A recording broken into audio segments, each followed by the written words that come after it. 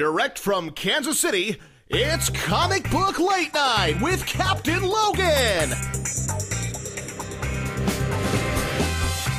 Featuring brand new comic book reviews, thoughts on comic news, obscure character of the week, and a little something from the comic vault.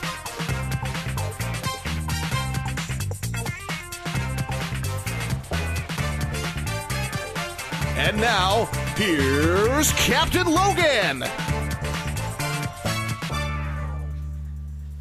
Hello everyone, welcome once again to Comic Book Late Night. I am indeed Captain Logan.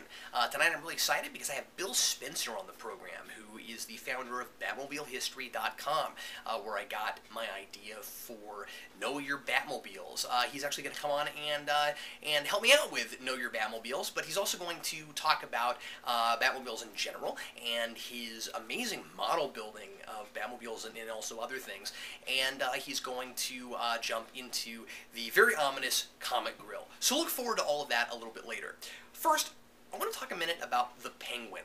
The Penguin's always struck me as a little bit odd because, unlike a lot of other Batman villains, there's a thing that he has a tendency to do that doesn't really go along with his gimmick. You know, the Joker has his laughing gas, and the Scarecrow has his fear gas, his fear toxin, and the Riddler has his Riddler gas. No, he has riddles. He has riddles, and Two-Face he likes to do things in twos, etc., etc. The list goes on and on.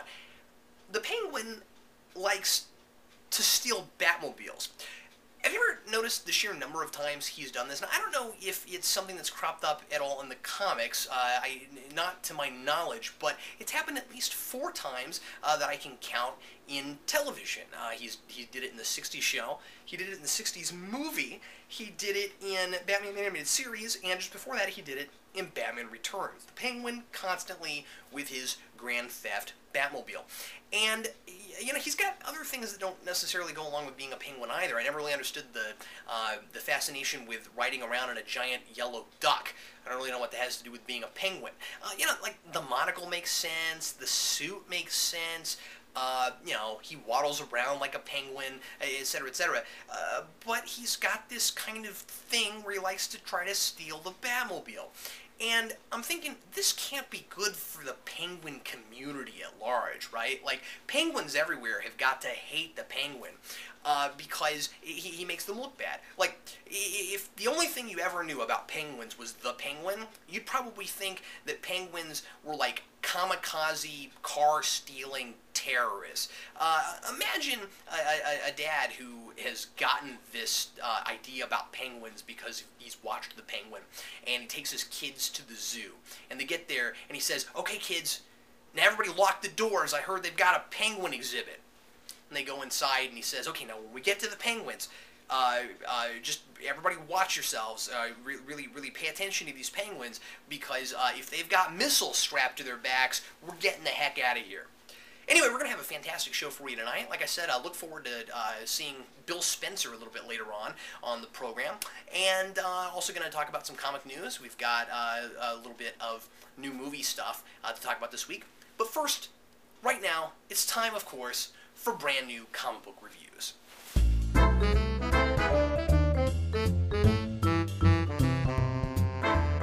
Oh, Penguin riding around in his Birdmobile. You know, in the 60s in that episode, that's actually what he called it, the Birdmobile. He, like, put decals on the side of the Batmobile, and he's like, "I'm riding around in my Birdmobile."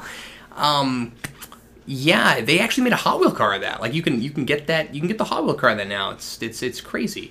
Anyway, brand new comic book reviews. Let's start right off with Spawn number 204. The story continues to be complex and engaging. Lots of talking, no action this time, but again, I'm not thinking about action with the series right now. It's really paced like a novel in pictures. This is the weakest dialogue in the series so far, in my opinion. I'm a little worried that Jim has the potential to get whiny about his circumstances like Al did. And what I like about him is that he's such an understated character. He's a man of few words and he's very level-headed. But like anyone, he has his breaking point. And I do like that we've gotten a glimpse of his dark side. He almost let a man die, but at the last minute, Sarah convinced him to use his powers and save him. Bodhi starts to complain, which is something he's never done until now, and I more expected him to refuse to talk about it with her. I think seeing that point of weakness for him was enough. It makes us wonder what he's capable of. He's got all this power, and as noble as he's been up to this point, especially with his circumstances of not knowing who he is and being manipulated by Clown, vampires, and others, we've seen now that he's putting on a front and having a hard time staying level-headed. I just don't think we need him to say things like, I don't know who I am, it's all just a mess, it's all driving me crazy. But once again, the art is brilliant. The light shining around Jim when he saves the man is as impressive as anything Kudransky's done so far. Jim has a good scene with Clown, who continues to tempt Jim, this time into just basking in the limelight. And Twitch is still at the hospital as we learn that Sam is stable, but certainly not okay. I just hope Jim's character doesn't degenerate into something less complex than it has been. And moving right along to Venom #1. I took one look at the new Venom costume when it was revealed a few weeks back and said, really? That's what they're doing to Venom? He's going from one of Spider-Man's deadliest foes and lethal protector to covert army guy? I was sure Venom was going to get far, far away from what I like about the character and turn into some weird Captain America wannabe with little attention to Venom's long history and the fun sci-fi stuff that can be done with the alien symbiote. I was also unhappy to see that Quesada drew our familiar Venom on the cover, presumably just hoping to sell copies when what we would get inside would have nothing to do with that. It's not Eddie Brock, of course, and I figured it'd just be another generic, made-up character wearing the costume. And even when I learned it would be a familiar Spidey character, I still kind of thought it would be somebody I didn't know very well or care anything about. I was wrong on all counts. Yes, Venom has become something kind of different here, but he's very much Venom. And the guy wearing the suit is none other than Flash Thompson, who's made a well-rounded, sympathetic hero, someone to look up to and really root for. It just goes to show you can't make any assumptions based on artwork. I did this with Anti-Venom and ended up really liking what was done there too. I guess I should have learned my lesson, because this is exceptional writing. I'll set this up and leave it to you to read the issue and get the plot if you're interested.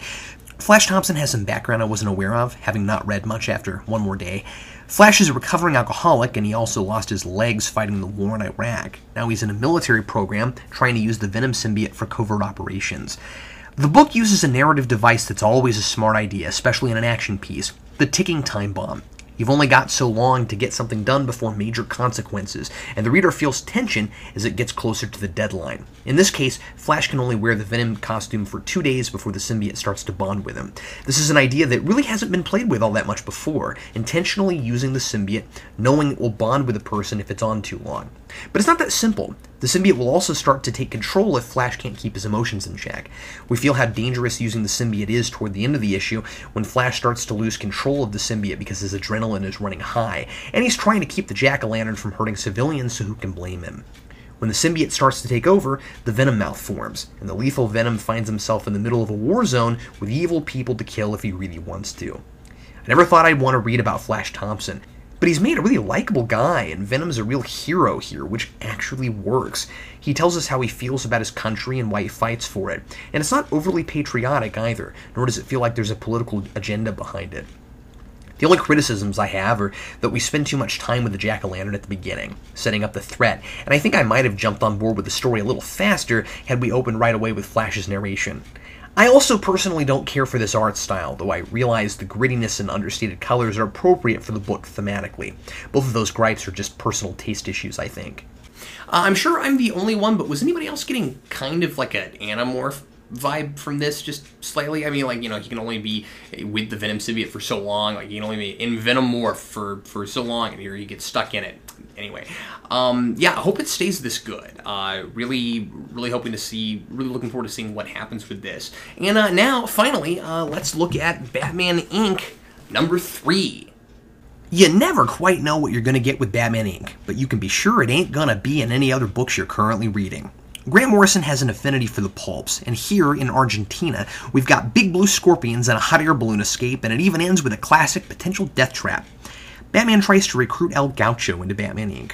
I like where this is going because we're seeing that not everyone is open to being controlled by Batman, even those who were inspired by him to become crime fighters in the first place, as El Gaucho was. He says, "I'm grateful and flattered you came all this way, but El Gaucho is his own man, not an employee." As serious as Grant Morrison's writing is, he balances it well with tropes that only work in a comic book. El Gaucho is standing with Bruce Wayne and asks him why Batman is masquerading as Bruce. He says, "I've met Bruce Wayne, and you don't fool me." I'm still not sure about the idea of Bruce saying he's been funding Batman, but this is great stuff. He's so good at faking his identity that he can be Bruce Wayne, act like Batman, and fool someone into thinking he's pretending to be himself. Does it really make sense? I don't know, and somehow I'm not sure it matters. More and more I'm getting the sense that this Batman Inc. thing isn't meant to go on forever. We're getting more clues about why Batman's on his quest, and he says he's gearing up for the fight of his life. Building Batman Inc. has something to do with preparing himself for a major battle, which was hinted at in Return of Bruce Wayne, but is becoming a prominent part of the story now. It took me a few pages to get interested because of a long flashback with a British team of heroes I've never read about before at the beginning, but it really picks up with the Scorpions and the Tangle of Death, and I like how Batman just goes with all this craziness in stride. It's a long time even after he finally appears before he says anything beyond, huh. So yeah, 3 really solid books this week. Can't complain. And now, let's jump straight into the news.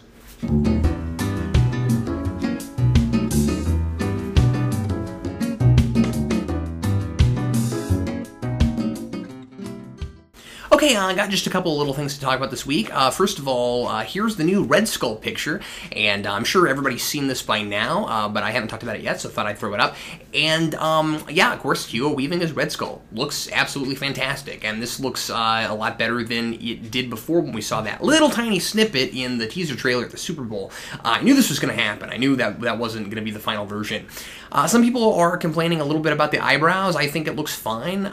That's not bothering me at all. And people are speculating a little bit about the Hydra thing. Are we going to see Red Skull in a Nazi uniform? That's a really good question.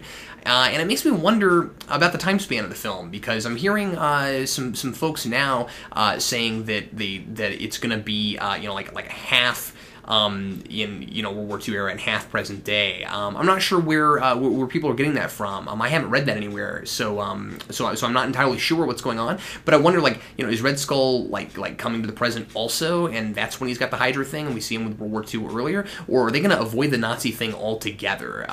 Surely not. But I mean, we'll see what happens. So it's interesting. Another really interesting thing that happened this week. Amazing Fantasy number 15 just sold for a whopping $1.1 million. That's the most we've ever seen a Silver Age book go for. Before that, apparently the most expensive sold was $250,000. So a giant leap there, and it's number 2 of all time in the record books, second only to Action Comics number 1, which sold last year for $1.5 million. So anyway, that's really interesting that's happening. I find it odd that in the middle of this giant recession is when suddenly these comics are going for such big giant bucks. It's really interesting. And finally, there's a rumor running around this week that Madman actress Christina Hendricks is going to play Lois Lane in the new Superman movie. She actually voiced Lois Lane in the All-Star Superman movie, and I think she'd look maybe okay for the role. But once again, it looks like this is just a rumor and has not been legitimized by any major news sources. Not a lot of news this week. That's it for the news.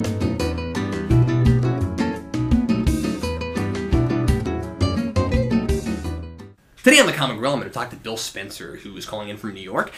Bill, as I mentioned earlier, is the founder of BatmobileHistory.com, and has a lot of really interesting things to tell us about model building and that kind of thing. So now, without further ado, let's take a listen. Before we get started, Bill is, not only did he do BatmobileHistory.com, but he also has a website called Spencer1984.com, which has a lot of really cool pictures and descriptions of his custom models, and also advice about model building, and you can even buy some models and things like that directly from Bill at his website. Bill, would you start off just by telling us a little bit about your model building and why you have such a fascination for Batmobiles? Sure. I do want to put forth that I don't actually sell build kits, which is a common thing that people ask me about. So just want to throw that out there. Okay, cool. Regarding the models themselves, I've always been a car fanatic. Ever since I was little, it was Hot Wheels cars, into Transformers, into anything with wheels. And as I got older and I wanted to have my own car collection, I just started building the models of them. That's a lot easier and cheaper than having a whole garage full. The Batmobiles actually started out in that because it was kind of, along the same lines, a pop culture car, and it was a really fascinating thing for me. And so I wanted to build a complete history of the car. At the time, I naively assumed that there were maybe, a dozen cars that I would have to work on. And I couldn't find any good references, and that's what ended up leading to BatmobileHistory.com, because since I couldn't find anything, I decided to just build it myself. How did you find a lot of those pictures and just figure out where they all were? Because it seems like it's a comprehensive list that has everything that there ever has been. I mean, don't you have pictures of cars that were just on like posters and things that never appeared anywhere else? Like, how did you find all that stuff? Luck had a lot to do with it.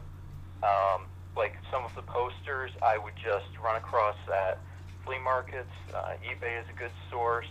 The one for the Get Caught Reading ad campaign was one that was up in a local record store a few years ago, and I just happened to be in there at the right time.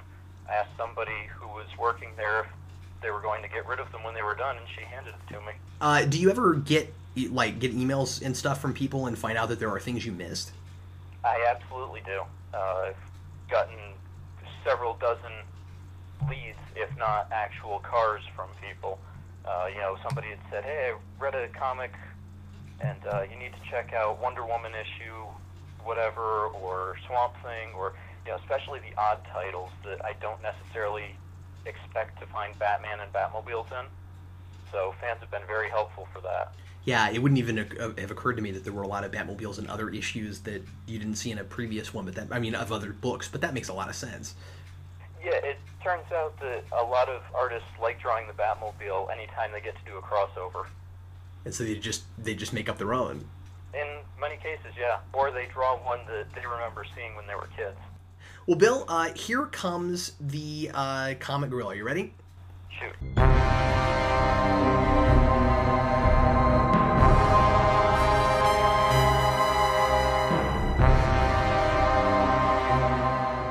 All right, question number 1. What is the most complicated Batmobile model you've ever built?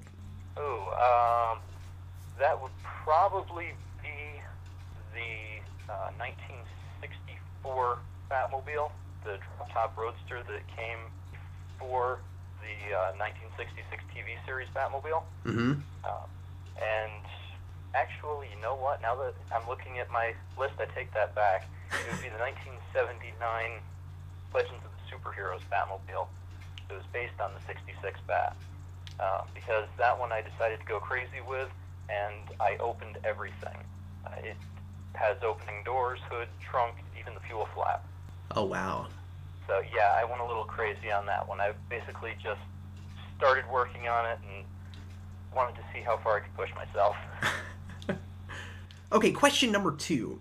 Do you keep up at all with current Batman continuity, and if so, what books are you currently reading? I do, mostly for overview. The only one that I'm currently reading constantly is Batgirl, just because I really like the writing in it, and Birds of Prey for the same reason. Mm-hmm. I've not really been able to get into the Batman Inc. stories, so I'm more following those to see if any new Batmobiles show up. Okay, question number 3. What real Batmobiles have you seen in person? I've seen the 1966 and the 1989 movie Batmobile at a car show. They were the actual prop vehicles from Warner Brothers. Mm-hmm.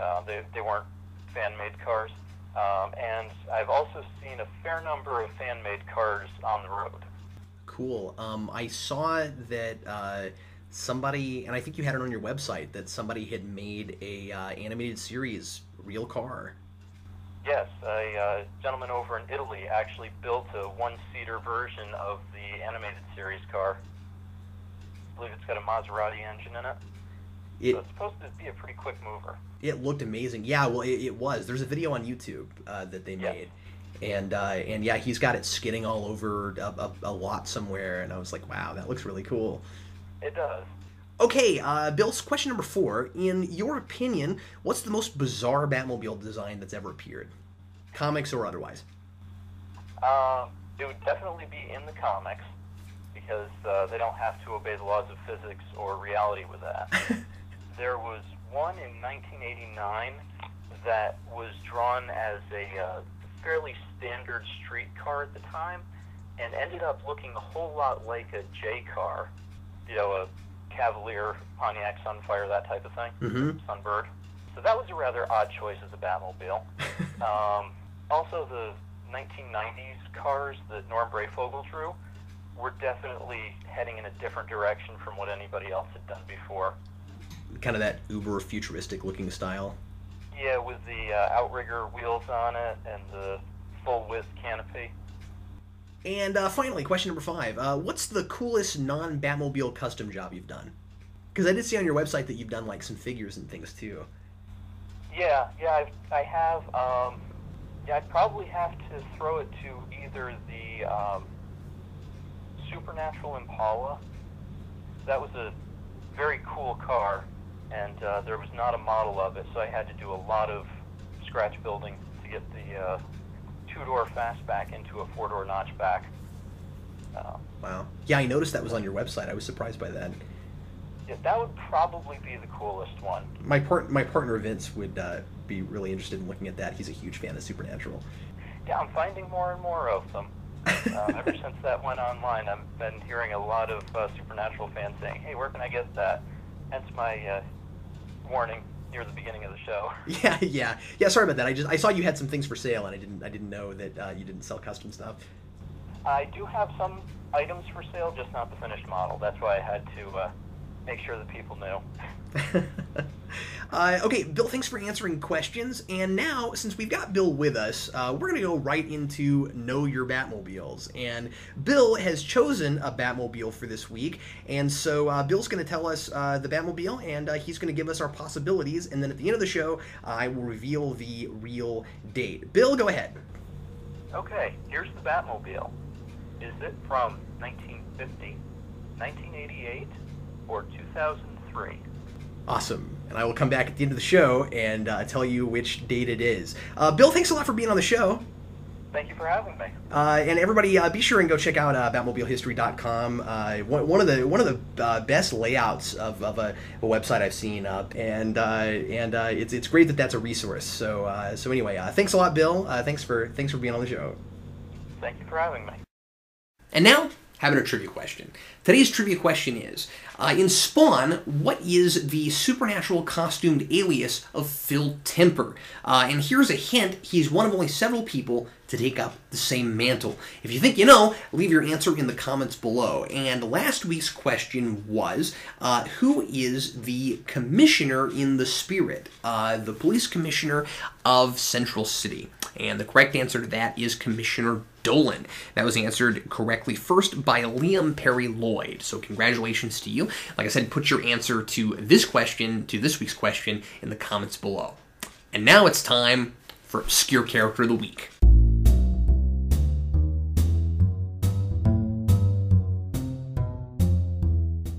Today's Obscure Character of the Week is brought to you by Mr. Sinister. He's so cool and awesome that he can say, "Hi, I'm the bad guy" in his own name and still get away with it. Have you ever heard of Varney? Varney the Vampire was a serialized set of stories published between 1845 and 47, and Varney was the literary predecessor to Dracula. The stories included a lot of traditional vampire lore and tropes that we know today.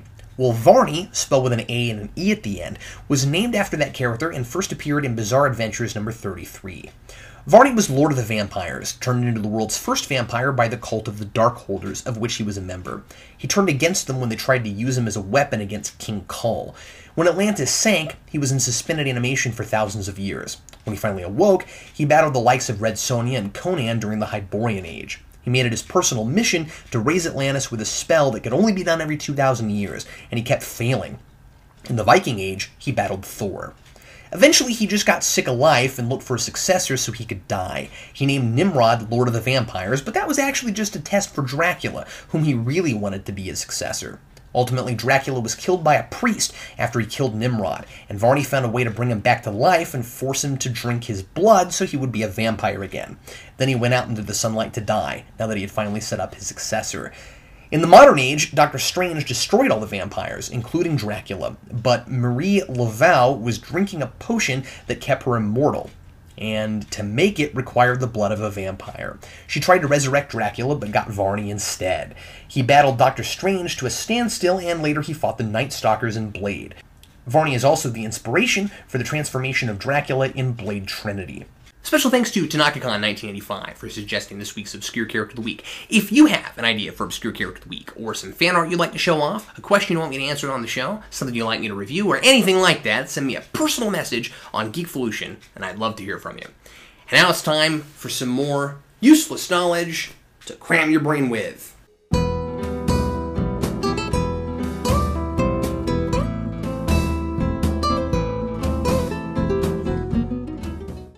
David Warner has had a long history with superhero properties. I'm a big fan of his because of his work on Star Trek. He played Chancellor Gorkon in Star Trek VI, and most notably, he was the Cardassian Gul Madrid who tortured Picard in Chain of Command, where the famous line, "There are four lights," comes from. Not to mention his brilliant portrayal of the evil Master Control program in Tron. Here's the superhero stuff he's done. He was Ra's al Ghul in Batman the Animated Series, et al. He was Dr. Landon in the Spider-Man Animated Series, as well as Red Skull. He was Freakazoid's arch-nemesis, the Lobe. He was Jor-El in Lois and Clark, The New Adventures of Superman. And he was Professor Jordan Perry in Ninja Turtles 2. He's also played more minor roles in Gargoyles, Captain Planet, and the 90s Iron Man Animated Series. He's got one of the most memorable, deep British voices right up there for me with Patrick Stewart, Ian McKellen, and Malcolm McDowell. And now, it's time once again to find out what's in the amazing Comic Vault.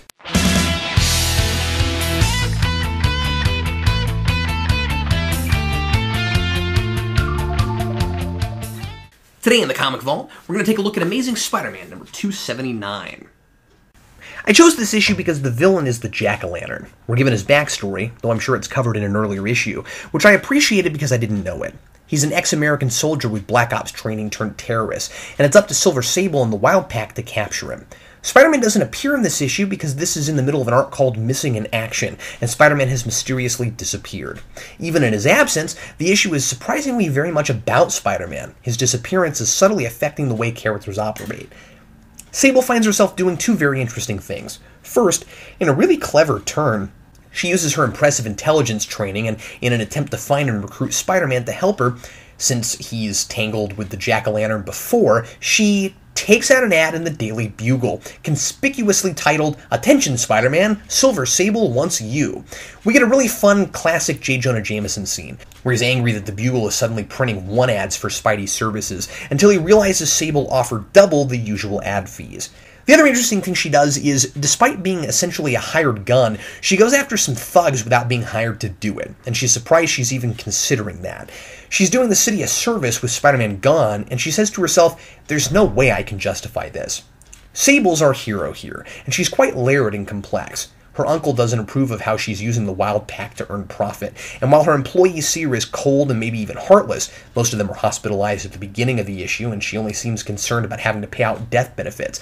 We get inside her head and see that she's actually wrestling with the morality of what she's doing with the Wild Pack. I was surprised to see an appearance from none other than Flash Thompson, who's suspected of being Hobgoblin and is sitting in a jail cell. I really wonder if it's a coincidence that the Jack-o'-lantern was chosen as his foe this week in Venom number 1. The Jack-o'-lantern bounces around on a giant top, which I think is even kind of silly for this comic, and the flying broomstick he's using now is definitely a step up. I like how he, Mary Jane, and the people at the Bugle are all dealing with Peter's disappearance at different degrees and on different levels. He hasn't been gone long, but it's clear that if he doesn't come back soon, the world, or at the very least his friends, will be the worst for it. And the mystery deepens at the end of the issue with the final panel revealing a tattered Spider-Man costume. And now it's time to reveal the date for this week's Batmobile. The Batmobile was indeed from 1988, and that is the Killing Joke Batmobile. Well, hey, that's all the time I have for you tonight. I'd like to thank my special guest once again, Bill Spencer. Thank you very much for watching. Be sure to support your local comic book store. And if you're ever in the Kansas City area, check out Pop Culture Comics in Overland Park, Kansas. That's my personal favorite comic book store. And remember, if you're going to deliberately get bitten by a radioactive animal, just make sure you're going to get a really good power. Thanks again for watching. I'm Captain Logan, signing off.